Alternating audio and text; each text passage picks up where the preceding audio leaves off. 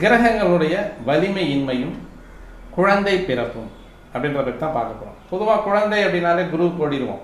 5ஆம் இடத்தை பார்ப்போம், குருவை பார்ப்போம். 5ஆம் இடத்த அதிபதியினுடைய இணைவு எந்தெந்த கிரகங்களோடு இருக்குது, சுப கிரகங்கள் இருக்கா, அல்லது அந்த 5வது பாவத்துக்கான கிரகம் 6, 8, 12 மறையாமல் இருக்கா, அல்லது அது கெடு கிரகங்கள் பார்க்காமல் இருக்கா, அல்லது அஸ்தங்கமாகாமல் இருக்கா, நீச்சமாகாமல் இருக்கா, இத்தனை ரூல்ஸ் அண்ட் ரெகுலேஷன்லாம் பார்ப்போம் குழந்தை பிறக்கிறதுக்கு அப்படின்னு.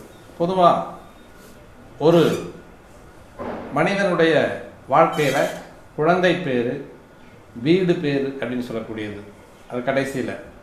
அதே மாதிரி ஒரு மனை அமைவது, வண்டி வாகனங்கள் அமைவது, மனைவி அமைவது, இதெல்லாமே யோகங்கள்.